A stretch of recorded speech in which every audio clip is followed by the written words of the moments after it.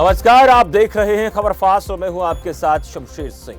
हमारे खास कार्यक्रम बड़ा मुद्दा में आपका स्वागत है। चुनावी रणनीति बनाना युद्ध नीति से भी मुश्किल काम है। इसका ताजा उदाहरण बड़ौदा विधानसभा का उपचुनाव है। 16 अक्टूबर नामांकन की आखिरी तारीख थी, यानी आज, लेकिन अपने चुनावी योद्धाओं को मैदान में उतारने के लिए सभी बड़ी पार्टियां तगड़ी रणनीति बनाने में जुटी रही। बीजेपी ने अपनी रणनीति का खुलासा कल देर रात किया तो इनेलो और कांग्रेस ने सुबह तक इंतजार कराया, लेकिन अब नामांकन दाखिल हो चुके हैं। बड़ौदा के सभी बलवान मैदान में आ चुके हैं और अब घमासान होगा।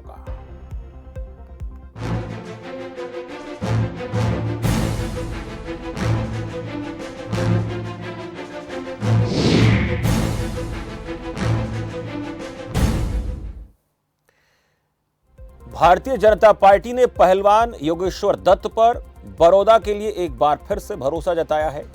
कांग्रेस ने इंदुराज नरवाल पर विश्वास जताया है, तो इंडियन नेशनल लोकदल ने जोगेंद्र मलिक को फिर से टिकट देकर बड़ौदा के दंगल में उतार दिया है। लोकतंत्र सुरक्षा पार्टी प्रमुख राजकुमार सैनी ने भी नामांकन दाखिल किया है। वहीं कपूर नरवाल को कांग्रेस से टिकट मिलने के आसार जताए जा रहे थे, लेकिन ऐन मौके पर इंदुराज नरवाल को कांग्रेस ने टिकट देकर अटकलों पर विराम लगा दिया, जिसके चलते कपूर नरवाल ने निर्दलीय प्रत्याशी के रूप में नामांकन दाखिल कर दिया है। अब चुनाव प्रचार धुआंधार होगा। बड़ौदा के चप्पे चप्पे तक पहुंचने की कोशिश हर राजनीतिक दल करेगा, लेकिन बड़ौदा की जनता के भरोसे पर कौन खरा उतरेगा, ये बड़ा सवाल है। तो आज बड़ौदा के पहलवानों और उनके बीच होने वाले घमासान पर चर्चा करेंगे। हमारे साथ मेहमान जुड़ चुके हैं, उनका परिचय आपसे कराऊंगा। रेणु भाटिया हैं, प्रवक्ता भारतीय जनता पार्टी से हैं। रेणु भाटिया जी, बहुत बहुत स्वागत है आपका।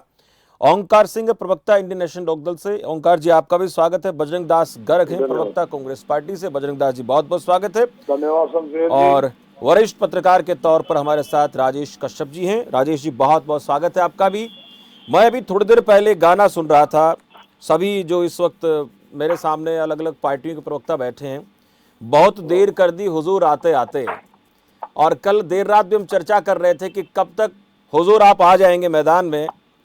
हाँ, बीजेपी ने जरूर थोड़ा इंतजार कम करवाया, हुजूर जल्दी आ गए मैदान में, लेकिन इनेलो कह रही थी कि बहुत जल्दी मैदान में हमारा प्रत्याशी आ जाएगा। कांग्रेस पार्टी भी कह रही थी थोड़ी देर बाद आ जाएगा। हम चर्चा करते रह गए, पर सुबह तक का इंतजार करा दिया हुजूर आते आते। बजरंग दास गर्ग जी, पहले आप इसे, बहुत देर कर दी हुजूर आते आते, लेकिन आए तो सही। अब इतनी ज्यादा देर भी नहीं करनी थी, तो हम भी जानते हैं। इतना इंतजार क्यों करवाया आपने बड़ौदा को? एक ये शमशेर जी, ये नेशनल जो पार्टी होती है उसके अंदर जो हमारी स्टेट की बॉडी होती है, टिकट मांगने वाले कैंडिडेट बहुत ज्यादा थे। उनकी लिस्ट का चयन करके वो हाई कमान पर लिस्ट जाती है। हाई कमान को कैंडिडेट का फैसला करना होता है। कैंडिडेट का फैसला देर रात हमारा हुआ और आज हमने नामकरण पत्र भर दिया जी। ये कांग्रेस की सीट है। भारी बहुमत से हमारा प्रत्याशी यहाँ जीतेगा, मैं दावे के साथ कहता हूँ। क्यों कहता हूँ? आज के टाइम सरकार के पास कोई मुद्दा नहीं है।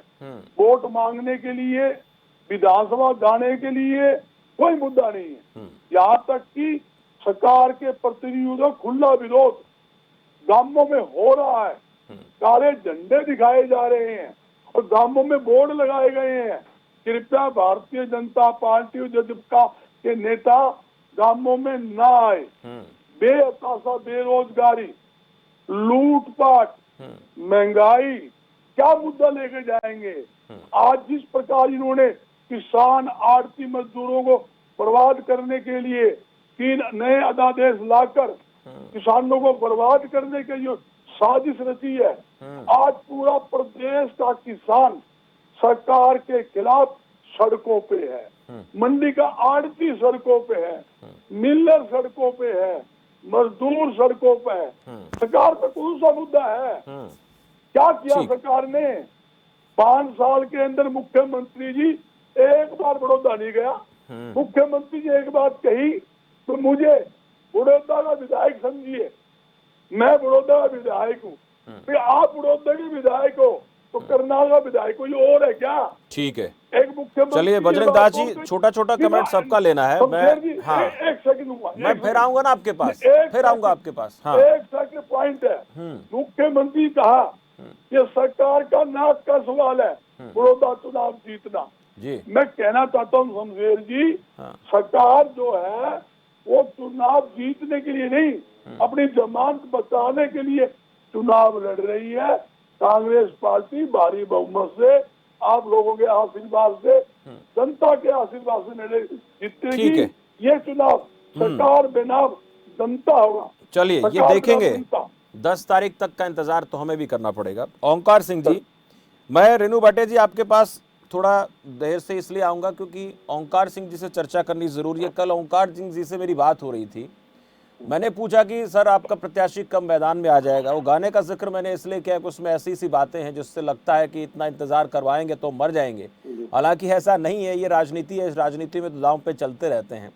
आप लोगों की देरी का क्या कारण रहा ओंकार सिंह जी? बाद में बहुत सी चर्चाएं करेंगे, आरोप प्रत्यारोप चलते रहेंगे, लेकिन देरी की वजह क्या थी? क्या अभी कोई फैसला नहीं हुआ था? शमशेर जी, ऐसी कोई बात नहीं है। चौधरी ओम प्रकाश चौटाला जी के नेतृत्व में ये चुनाव लड़ा जाएगा और बहुत समझ से और विचार गहन विचार करके टाइम से पहले ही, क्योंकि पर्चा तो भरने की डेट आज ही थी ना जी, हमने अपने प्रत्याशी का नाम डिक्लेयर किया है वो सोच समझ के, क्योंकि कुछ और मैंने तो इसलिए पूछा ओंकार सिंह जी, आप कह रहे थे 15 तारीख को आ जाएगा, इसके अलावा आपकी पार्टी के सुप्रीमो कह रहे थे 15 तारीख को नाम आ जाएगा, इसलिए पूछा मैंने। बाकी आप लोगों का अधिकार है, हम इसमें कौन होते हैं ये बात करने। शमशेर जी, ऐसा होता है, कुछ और लोग भी टिकट मांगने की लाइन में थे, जिनको सेटिस्फाई करना भी बहुत जरूरी होता है। बहुत ज्ञान विचार के बाद हमने अपना कैंडिडेट मैदान में उतारा। और जहाँ तक इस उपचुनाव की बात है, ये उपचुनाव सिर्फ उपचुनाव नहीं है, ये राष्ट्रीय साख है इसके ऊपर। ये चुनाव जो होने वाला है ये किसान बनाम सरकार होने वाला है, क्योंकि ये जो 3 अध्यादेश इसके ऊपर मोहर यहाँ की जनता लगाती है या इस सरकार को आईना दिखाती है, ये इस चुनाव का निर्णय करेंगे। जहाँ तक इस चुनाव की बात है, ये हल्का पूर्ण रूप से ग्रामीण हल्का है, 54 गाँव है। भाई अभय सिंह चौटाला 54 गांव में घूम चुके हैं। और ये कांग्रेसी मेरे भाई बजरंग दास जी जो दावा कर रहे थे, मैं इनसे एक बात पूछना चाहूंगा, 10 साल से इन्हीं का तो विधायक है, आप ये बता दीजिए कोई एक कोई उपलब्धि बताइए आधारभूत, सिर्फ नाली और सड़कों पे ना जाइए, एक उपलब्धि। जैसे हमने शुगर मिल लगाई, हमने सब्जी मंडी लगाई, हमने कॉलेज का निर्माण। एक मिनट, कल मेरी बात पूरी होने दीजिए। 10 साल में थोड़ा धैर्य रखें, सभी लोग थोड़ा धैर्य रखें ताकि बात पूरी हो जाए। पिछले 6 वर्ष से बीजेपी की सरकार है। आज माननीय मुख्यमंत्री जी कहते हैं कि मैं बड़ौदा का विधायक हूँ, तो 6 साल से आप क्या कर रहे थे? आपने हल्के की अनदेखी क्यों करी? मैं अपनी बहन रेणु भाटिया से भी पूछूंगा कि पिछले 6 साल में सिर्फ एक काम आप आधारभूत संरचना से संबंधित हमारे को बता देना, आपने जो मेन किया हो। और यही मेरे भाई बजरंग दास जी से क्वेश्चन है कि 6 वर्ष 10 वर्ष मैं छोटा कमेंट ले रहा हूँ, फिर मुझे एक बार राजेश कश्यप जी से भी बहुत अहम बातचीत करनी है। मैं रेणु भाटिया जी के पास जाऊंगा। रेणु भाटिया जी, योगेश्वर दत्त पिछले चुनाव में हमने देखा कि बहुत ज्यादा अंतर से नहीं आ रहे, लेकिन चुनाव हार जाते हैं। एक बार फिर से उन पर आप लोगों ने भरोसा जताया है। बहुत लंबी चर्चा चली, हालांकि आपने इनेलो से कांग्रेस से पहले प्रत्याशी के नाम का ऐलान कर दिया। कल हम चर्चा कर रहे थे 8 बजे, सवाल आपका, मैं ये बातचीत कर रहे थे कि क्या प्रत्याशी आप ही की पार्टी का होगा 8:20 से पहले, जो आपकी पार्टी का है, जिसने आपकी पार्टी का दामन थामा हो? ऐसा तो नहीं है कि 8:21 पर कोई और नाम सामने आ जाए, दूसरी पार्टी का झंडा छोड़कर आपकी पार्टी का पटका पहन ले। लेकिन उस भरोसे को कायम रखा आप लोगों ने, योगेश्वर दत्त को फिर से चुनाव में मैदान में उतार दिया। क्या कुछ ऐसा भरोसा विश्वास रहा कि योगेश्वर दत्त, जो 2019 में अपेक्षा के अनुकूल सफलता नहीं मिलती है, लेकिन इस बार मैदान में फिर आप लोग उतार देते हैं?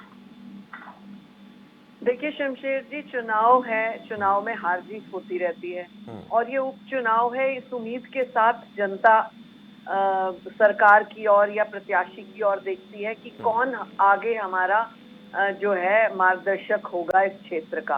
तो पिछला चुनाव भी जब योगेश्वर जी को टिकट दी गई तो बहुत कम अंतर से वो रहे, और उसको देखते हुए भी हमने ये एहसास किया, विचार भी हुआ कि जनता ने उनके ऊपर जो है भरोसा जताया था। परंतु हार जीत तो एक की होती है, एक ही व्यक्ति जीतता है, तो कुछ अंतर से जो है दूसरे नेता जीते। परंतु आप ये देखें कि वो एक पार्टी के कर्मठ कार्यकर्ता हैं और विश्व प्रसिद्ध एक ऐसे खिलाड़ी हैं जिनके ऊपर सभी भरोसा करते हैं। चाहे देश की बात थी, वो हमारे देश के लिए जब कुश्ती के लिए भी गए तो हम सबने, आपने, हमने सबने मिलकर उनकी क्षमता पर, उनके जो है उनकी कैलिबर पर भरोसा किया। और आज भी हम उनकी इस चुनावी कुश्ती पर पूरा भरोसा करते हैं। इसी उम्मीद के साथ माननीय मुख्यमंत्री जी ने, प्रदेश अध्यक्ष ने और पार्टी की सारी हाईकमान ने योगेश्वर जी के ऊपर भरोसा जताया है। और मैं उम्मीद करती हूँ जनता का भरपूर प्यार, जो थोड़ी कमी रह गई थी पिछली बार, वो भरपूर प्यार मिलेगा। और मैं दो बातों का जवाब जरूर देना चाहती हूँ। बजरंग जी ने बहुत स्पष्ट तरीके से कई बातों को रखा और मुझे ऐसे लग रहा था कि बिल्कुल सिस्टमैटिक तरीके से बजरंग जी को सिखाया पढ़ाया गया है कि आपको ये बोलना है नपातुल्ला, इससे अधिक आप बोल ना देना। क्योंकि बजरंग जी को भी पता है, अभी मेरे इनेलो के भाई ने बोला कि 10 वर्षों तक जब लगातार इनकी सरकार थी तो ये भूल गए थे कि बड़ौदा भी कोई जगह है। इनको ध्यान नहीं आया कि बड़ौदा नाम से भी हमारे समर्थक, हमारे राज्य के लोग वहां रहते हैं। और 54 गांव जहां हो, वो कैसे भूल गई कांग्रेस सरकार के 10 साल में, मुझे ये हैरानी होती है। और रही बात माननीय मुख्यमंत्री जी की, आप कहते हैं माननीय मुख्यमंत्री जी तो जब 2014 में चुने गए थे तब भी उन्होंने कहा था कि 90 की 90 विधानसभाएं मेरी हैं और मेरा पूरा समर्थन, पूरा साथ 90 के 90 विधायकों को रहेगा। अब आप ये देखिए, 90 के 90 विधायक तो भाजपा के नहीं थे, परंतु सभी को समर्थन मिला।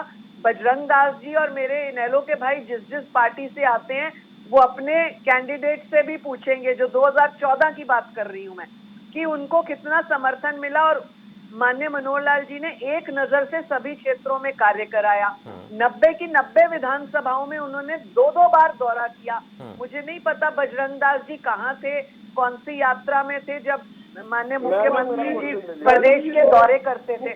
रही बात विकास कार्यों की, तो आप ये देखिए दूसरा चुनाव जो 2019 में हम लोगों ने, बजरंग दास जी सुने, सबको नंबर आएगा, सबकी बारी आएगी। बजरंग भाई बस मेरी 2 मिनट की बात रहती है, क्योंकि मुझे आपकी तरह गोलमोल बातें करना आता नहीं है। स्पष्ट और सटीक बात करना चाहूंगी। शमशेर जी 2 सेकंड 20 सेकंड मुझे और दीजिए, मैं अपनी बात को रखूंगी। रही बात चुनाव में वादे करने की, काम करने की, तो उसका सैंपल माननीय मनोहर लाल जी ने 2014 में भी दिया है और 2019 की जीत के बाद भी इस पिछले 1-1.5 वर्ष में सैंपल दिया है कि हम लोग, हमारी पार्टी और हमारा एक एक कार्यकर्ता, चाहे वो नॉर्मल कार्यकर्ता हो, चाहे एमएलए हो, मंत्री हो या फिर मुख्यमंत्री हो, वो केवल जनता के हित में काम करने के लिए बना है।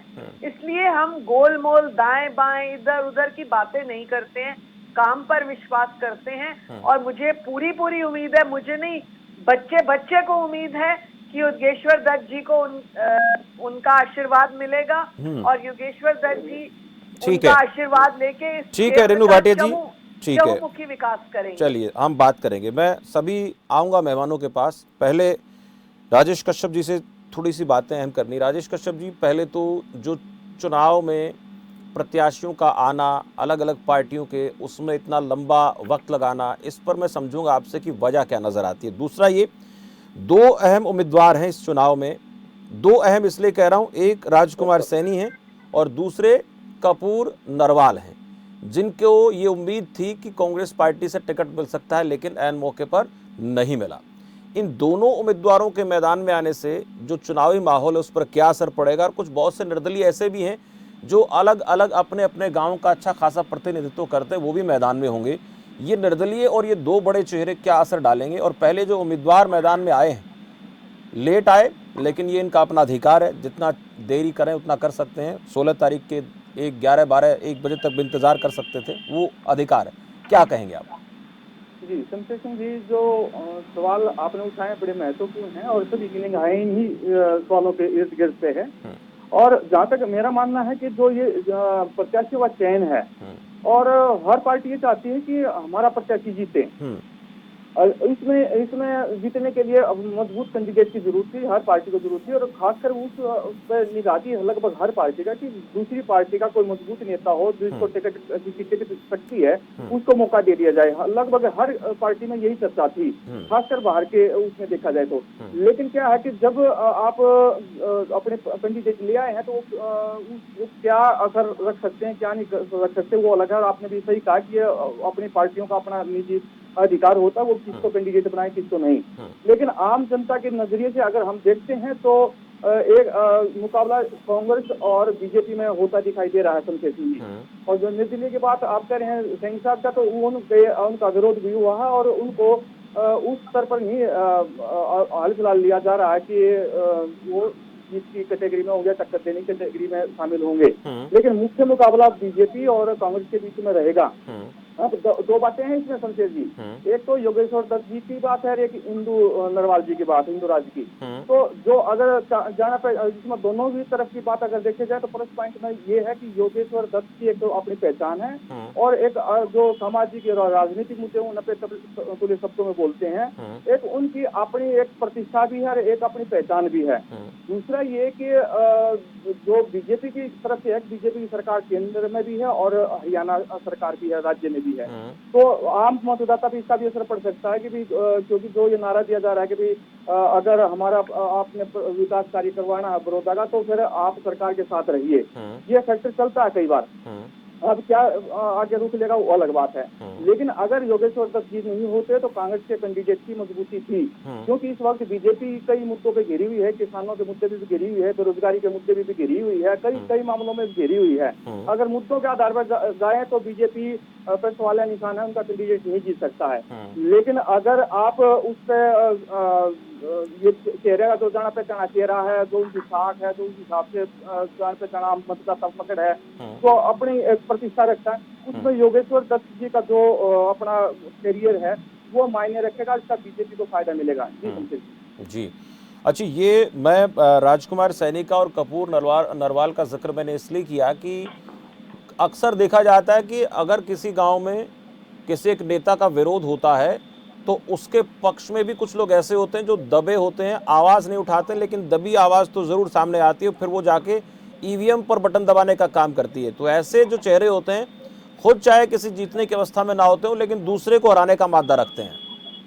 जी शमशेर जी आप सही कह रहे हैं, लेकिन इसमें एक बात है कि जो सैनी साहब ने एक किस्म से जो एक सुर्खियां बतौरी थी, एक चर्चा का विषय बने थे, केंद्र बिंदु थे, और वो साथ कहीं न कहीं है, वो जो अपनी बात समझाने का चाह रहे थे वो नहीं समझा पाए और अपने जो रणनीति में उनमें भी कामयाब नहीं है। और इस वक्त कंट्रोवर्शियल जो चीजें हो रही हैं उसका नुकसान राजकुमार सैनी जी को उठाना पड़ता है। और जो भी विरोध होता है वो भी एक किस्म से उसके पीछे भी एक जो जातिगत की भावना है या फिर जो छत्तीस बिरादरी का मुद्दा है या 35 बनाम 1 का मुद्दा है, ये कई चीजें ऐसी हैं जो नेगेटिव पॉइंट जोड़ती हैं और कहीं न कहीं जो विपक्षी लोग होते हैं वो इन चीजों को बुलाने में कामयाब हुए हैं और अपनी बात सही समझाने में और अपनी पकड़ बनाने में कहीं न कहीं सैनी साहब अभी तक चूक रहे हैं। और पिछला जो इलेक्शन था उसमें भी वो अपनी लोकतंत्र जो उनकी पार्टी थी तो उनमें से भी एकमात्र कैंडिडेट भी नहीं जीत पाए थे, वो खुद भी नहीं जीत पाए थे। तो इस कड़े मुकाबले में मुझे नहीं लगता है कि सैनी साहब जीत पाएंगे। लेकिन ये बात है कि अगर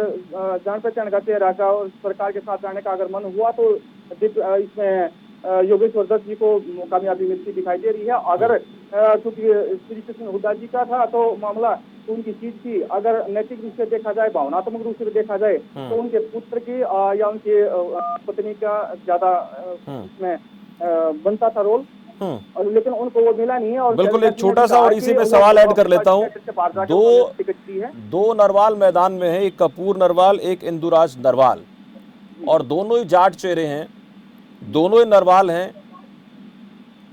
तो ऐसे में कपूर नरवाल को टिकट कांग्रेस की तरफ से ना मिलना, क्या ये कुछ नुकसान हो सकता है कांग्रेस पार्टी को?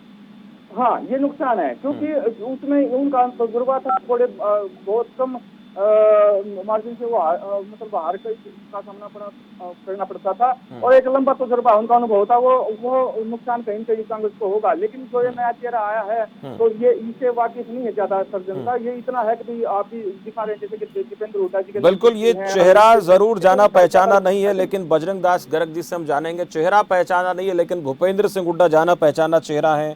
रणदीप सुरजेवाला जाना पहचाना चेहरा है, कुमारी शैलजा जाना पहचाना चेहरा है, और इसके अलावा किरण चौधरी जाना पहचाना चेहरा है। लेकिन ये जाने पहचाने चेहरे कितने दम के साथ प्रचार करने पहुंचेंगे, ये सवाल मेरा बजरंग दास जी गर्ग जी से है। शमशेर जी, जो हमारा कैंडिडेट नरवाल है, ये काफी समय से फील्ड के अंदर है, पूरे हल्के का बच्चे बच्चे से सीधा संपर्क उसका बना हुआ है जी। पिछली बार भी उन्होंने विधानसभा की टिकट मांगी थी मगर नहीं मिली। और एक बात और कहना चाहता हूँ, जहां स्थिति कांग्रेस पार्टी की है, इतनी मजबूत स्थिति के अंदर कांग्रेस पार्टी खड़ी है, उस हल्के के अंदर किसी जो मंत्री गया है बेइज्जती करवा के आया है। कृषि मंत्री गया 3 घंटे तक उसकी गाड़ी रोककर लोगों ने गाड़े झंडे दिखाकर प्रदर्शन किया। शर्म की बात इस बात की है। सुनने में क्या बजरंग दास जी, सुन लेते, बताओ आपको दिक्कत क्या है? मंत्री है, इनके MP कटारिया, सैनी, विजेंद्र जी, इस सबको किसानों ने घेर घेर के झंडे, काले झंडे दिखाए। और जहाँ तक स्थिति विकास की तो आप पे आरोप लगा रही है कि आप लोग प्रोत्साहित करते हैं लोगों को ऐसा करने के लिए। शमशेर जी सवाल किया था कांग्रेस ने क्या किया, मैं बताना चाहता हूँ कांग्रेस के नहीं, मैंने उसको लेकर बात करेंगे, थोड़ा वक्त नहीं है, मैं मेरे सवाल का जवाब चाहूंगा आपसे, आप देते रहना इनके जवाब। ये चारों चेहरे पहचाने हुए हैं। हमने देखा था कि जो जींद का उपचुनाव हुआ था उसमें रणदीप सुरजेवाला अकेले पड़ गए थे, ये आप भी जानते हैं, और हालात चुनाव में क्या हुआ था। अब मैं ये जानना चाह रहा हूं, क्या हाईकमान से एकजुट रहने का फरमान आ गया क्या आप लोगों के पास? क्यों नहीं जींद में आप इकट्ठा हुए? यहाँ पर तो वही स्थिति नहीं हो जाएगी आपकी। आप लोग कह रहे जीतेंगे, किसान कानून है वो विरोध हो रहा है, कहीं ऐसा तो नहीं है कि आपस में बढ़ जाएं आप लोग? शमशेर जी, कांग्रेस पार्टी एकजुट है, एकजुट होकर कैंडिडेट उतारा है, और सारी कांग्रेस पार्टी वर्कर से लेकर नेता तक टोटल के टोटल विधानसभा के अंदर कांग्रेस प्रत्याशी को जिताने का काम करेंगे। विरोध की तो बात भूल ही जाओ। मेन बात ये है, हमें तो ये देखना है कि जीत का गैप मार्जिन कितना % बढ़ सकता है। मेन चीज ये है। चलिए, आप बार कह रहे हो छोटे छोटे मुकाबला, असली मुकाबला भाजपा और कांग्रेस का है। मैं कहता हूँ भाजपा के साथ कोई मुकाबला कांग्रेस का नहीं है, और मैं दावे के साथ कहता हूँ भाजपा तो किसके साथ? मैं बता रहा हूँ, इनेलो के साथ, बल्कि हमारा इनेलो के साथ होगा। जहाँ आपको बताना चाहता हूँ, भाजपा के कैंडिडेट, इनके जो सपोर्टर होंगे, गांवों में वोट मांगने की स्थिति में नहीं। ठीक है, ओंकार सिंह जी, उनको गांवों में ओंकार सिंह जी, ओंकार सिंह जी, स्थिति भारतीय जनता पार्टी की है। जोगेंद्र मलिक पर आप लोगों ने एक बार फिर से विश्वास जताया। पिछले चुनाव में अपेक्षा के अनुकूल परिणाम नहीं आया, उसमें वजह यह थी कि जननायक जनता पार्टी ने अलग से चुनाव लड़ा, हालांकि उनकी वोट बैंक अच्छी खासी थी। इस बार वो बीजेपी का सपोर्ट कर रही है। तो आप लोग अपने इतिहास को दोहराने की बात करते हैं, कितना आप लोगों को एडवांटेज मिलेगा अपने उस इतिहास का जो देवीलाल की विचारधारा की बात करते हैं, जबकि बीजेपी तो ये कह रही है कि हम जीतेंगे, कांग्रेस ये कह रही है कि हमारा बीजेपी के साथ मुकाबला नहीं है, इंडियन नेशनल लोकदल के साथ मुकाबला है। कितना कड़ा मुकाबला आप देखते हैं? जी, सबसे पहले तो मैं अपनी बहन से ये पूछना चाहूंगा, मैंने क्वेश्चन किया था कि पिछले 6 वर्ष में आपने क्या आधारभूत काम किया। इन्होंने जवाब दिया कि मुख्यमंत्री जी के 90 के 90 हल्के अपने हैं। ये तो उनकी नैतिक जिम्मेवारी है। कोई भी मुख्यमंत्री जब प्रदेश का मुख्य होता है तो 90 के 90 हल्के उसी के होते हैं, किसी दूसरे के नहीं होते। मैं ये पूछना चाहता हूँ कि वहाँ पे इन्होंने क्या काम किया ऐसा, जबकि आज किसान विरोधी आंदोलन में इनके विरोधी लहर चल रही है। और दूसरा, राजनीति समाज सेवा का एक माध्यम होता है, ये कोई कुश्ती लड़ने का स्थान नहीं है। हमारा जो कैंडिडेट है वो समाज सेवा से जुड़ा हुआ है और पिछले बहुत अरसे से समाज सेवा में लगा है। फिर सबसे बड़ी बात मैं कहना चाहूंगा कि ये हमारी इनेलो की पारंपरिक सीट है। मैं पहले भी बोल रहा था, पिछले चुनाव में कुछ परिस्थितियां ऐसी होगी, पारिवारिक परिस्थितियां, कि जजपा का गठन हो गया, उससे हमारे को नुकसान हुआ। लेकिन आज क्योंकि बीजेपी का कैंडिडेट कमल के फूल पे खड़ा है, जो वोटर हमारा लोकदल का पारंपरिक वोटर था, वो बीजेपी के कमल पे निशान नहीं डालेगा। यानी आप ये कह रहे हैं कि उसने जेजेपी को वोट कर दिया था पिछली बार? पिछली बार मैं मानता हूँ इस चीज को कि जेजेपी ने जो वोट लिया वो इनेलो का ही तो वोट बैंक था। हाँ, जितनी यानी जेजेपी ने जो चौधरी देवीलाल की विचारधारा थी वो पिछली बार जेजेपी के साथ थी, ये आप मानते हैं? इसी के तो लड़ाई चल रही है सर, इनेलो में और जेजेपी में इसी बात की तो लड़ाई। हाँ, आज वो अपने घर वापसी है। ओंकार सिंह जी, मैं आपको गारंटी इनेलो और जेजेपी में दोनों में इसी बात की तो लड़ाई है कि चौधरी देवीलाल की विचारधारा किसके साथ है। अब आपने कहा कि पिछली बार उनके साथ, वो तो आज जनता देख चुकी है ठीक है। चौधरी देवीलाल की विचारधारा किसके पास है। ओंकार सिंह जी कह रहे हैं कि चौधरी देवीलाल का जो वोटर था पिछली बार जेजेपी को गया, इस बार जेजेपी नहीं लड़ रही तो इसका फायदा मिलेगा इनेलो को। 100% मिलेगा। रेणु भाटिया जी, विकास को लेकर बात हो रही है, काम को लेकर बात हो रही है, छोटा सा जवाब चाहेंगे। विकास पर मुहर लगेगी, कितनी लगेगी, कैसे लगेगी, कितना भरोसा आप लोगों का? और नहीं लगती है 1% ये भी मान लेते हैं, क्योंकि देखिए हार जीत, आपने कहा कि हार जीत चुनाव में चलती रहती है, पिछली बार जो हुआ। तो अगर ऐसा नहीं होता तो कृषि बिल, कृषि कानून, विकास, इनको जनता नकार देगी क्या? छोटा सा जवाब। शमशेर जी, मुझे लगता है डिबेट का आधा निचोड़ तो आपने अपने पिछले प्रश्न से कर दिया था कि जब कांग्रेस ने कहा कि हमारे कैंडिडेट वेल नोन चेहरा, वेल नोन वर्किंग, सारी चीज देखेंगे जनता हमारे कैंडिडेट में, तो आपने मेरा ही मन का उत्तर दे दिया था इनको कि रणदीप सुरजेवाला क्या कम मशहूर व्यक्ति थे या पार्टी के सीनियर कैंडिडेट्स में नहीं थे? और आपने बिल्कुल सटीक बात कही। उस समय जितना विरोध अशोक तंवर और शैलजा और इन सबके बीच में होता था, हुड्डा जी के बीच में, वो किसी से छिपा हुआ थोड़ी है, और वो सब चुनाव में निकल कर आया। इसी प्रकार से अब भी वही बात है। अभी भी इनका पिता पुत्र के कैंडिडेट में पिता पुत्र का अपनी अलग अलग थ्योरी थी जिसमें पुत्र की जीत हुई। तो देखना ये है कि जनता किसको अपनाती है, इस तरह की पॉलिटिकल थ्योरीज को, सिर्फ किसी को जो है खुश करने वाली थ्योरी को, या जनता के साथ राजी रहने वाली थ्योरी को। और हमारा जो कैंडिडेट है, भले ही उन्होंने पिछली बार द्वितीय स्थान लिया, परंतु वो पूरा 1 साल जो बीता है, 1 मिनट भी वो अपने क्षेत्र से इधर उधर नहीं गए। हालांकि भाजपा की बैठकों में भी वो आकर केवल बड़ौदा की समस्याओं को उन्होंने रखा, जिसको माननीय मुख्यमंत्री जी ने देखा। मेरे इनेलो के भाई पूछ रहे थे कि क्या विकास कार्य हुए।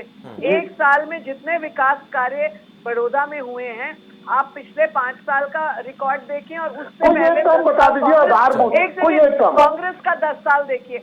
आप केवल एक ही बात पर अड़ जाते हैं कि किसान, आप सिर्फ एक काम, कोई एक काम, आप बार-बार बात करते हैं कि किसान हमारे विरोधी है। किसी भी तरीके से किसान विरोधी नहीं है।